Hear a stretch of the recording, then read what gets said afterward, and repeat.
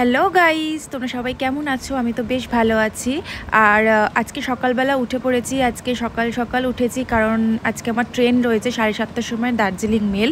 তো তার জন্য লাস্ট যে প্যাকিংগুলো বাকি ছিল সেইগুলো আর কি তাড়াতাড়ি করে ফেলছিলাম, না হলে অনেকটা লেট হয়ে যেত আর কি।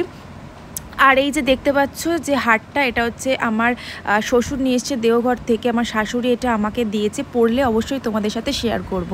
দেখো এখন হয়ে গেছে বিকেল হয়ে গেছে। এখন বাজে হচ্ছে 5:40 বাজে। আর ওয়েদারটা বেশ ভালোই রয়েছে, কিন্তু ঘরে ভালোই গরম রয়েছে। আর সকাল থেকে সেরকমভাবে ব্লগ করতে পারিনি কারণ সকাল থেকে একটু গোছকাজ নিয়ে ব্যস্ত ছিলাম, তো ব্লগ করা হয়নি। তারপরে একটু করেছি আর কি, তোমাদের সাথে সেটা শেয়ার করব। আর এখন ঘুম থেকে উঠলাম, একটু আগে উঠেছি কারণ আজকে একটু তাড়াতাড়ি চলে এসেছে, যেহেতু আমার 7:30টায় ট্রেন বলে। ঘুম থেকে ওঠার পর এখন একটু চা খাবো। তো দেখি, আমার মিষ্টি খেলাম, তার জন্য আমার চাটাও এখন আর খেতে ইচ্ছা হচ্ছে না। তো দেখা যাক। আর যেহেতু আমাদের বাড়িতে এখন ভেজ হচ্ছে শ্বশুর বাড়িতে, তার জন্য আর কি সম্ভবত ভাত নিয়ে যাব না আমি, কারণ ভেজ যেহেতু। আর আমার ভেজ খেতে খুব একটা ভালো লাগে না, ভালো লাগে কিন্তু আবার বাইরেও মানে অনেক ঝামেলা, ডাল তরকারি সব কিছু নিয়ে যাওয়া। তার জন্য আর কি মনে হয় বিরিয়ানি নিয়ে যাব। তো দেখা যাক কি নিয়ে যাই। সন্ধে হয়ে গেছে, তার জন্য মানে রেডি হব আর কি।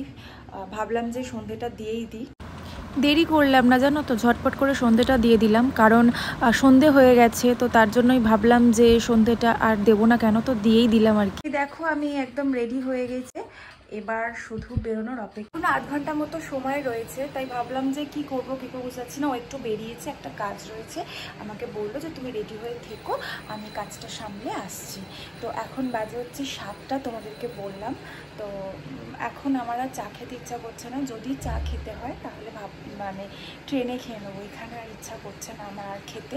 আর প্রচণ্ড গরম লাগছে, বুঝতেই পারছো আজকে প্রচণ্ড গরমও পড়েছে। তো চলো একদম বাইরে বেরিয়ে তোমাদের সাথে কথা হচ্ছে।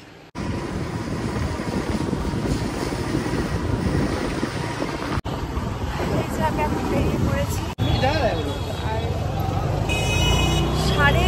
7:30টার সময় ট্রেন দিয়ে দেবে, 7:45 অবধি থাকবে। আর এখন অলরেডি বাজে 7:31।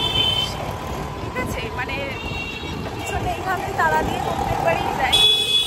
চলো স্টেশনে গিয়ে তারপর তোমাদের সাথে কথা হচ্ছে। অ্যাকচুয়ালি আমাদের বাড়ি থেকে হচ্ছে স্টেশন খুবই কম, মানে 5 মিনিট হয়তো সবটা মিলিয়ে স্টেশনে পৌঁছে গিয়ে, মানে সবটা মিলিয়ে 5 মিনিট লাগে। তার জন্যই আর কি খুব একটা যে তাড়াতাড়ি করে আমাদের বেরোতে হয় এমনটা নয়। যে কারণেই কিন্তু ও জানে যে আমি ঠিক টাইমে ট্রেন পেয়ে যাব, সেই কারণে। আর এখন তো তোমরা জানো যে সবটাই ফোনের মধ্যে দেখাই যায়। দেখো নিউ জলপাইগুড়ি স্টেশন কিন্তু চলে এসেছে, স্টেশনটা এখন কিন্তু পুরো চেঞ্জ হয়ে গেছে।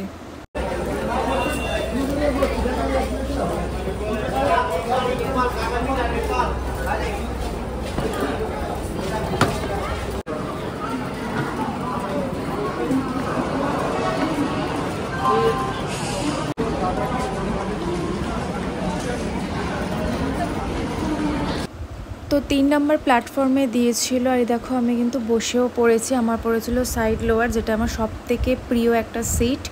আর এখানে আমি একটু ভিডিও করছিলাম।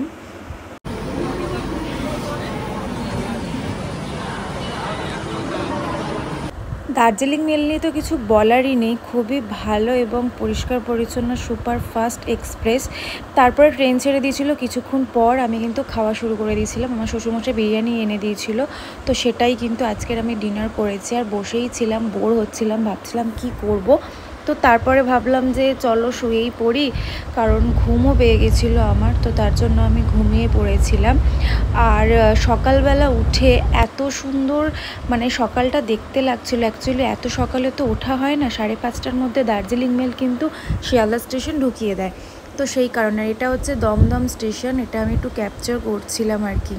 তোমাদের সাথে একটা ছোট্ট কথা শেয়ার করি, সেটা হচ্ছে যে তোমরা যদি কেউ শিয়ালদা স্টেশন নামো সকালবেলা, যদি কেউ উবের করতে চাও, আমি তো বলবো যে তোমরা কিন্তু শিয়ালদা স্টেশন থেকে উবের না করে একটু এগিয়ে এসে বিআর সিং হসপিটাল রয়েছে, ওখান থেকে উবের করতে পারো, তাহলে আমার মনে হয় অনেকটা বেটার হবে। না হলে কিন্তু ওরা পার্কিংটা এক্সট্রা নেয়। আমি নিজেই আসি না, আমি জানতাম শিয়ালদা স্টেশন আছে।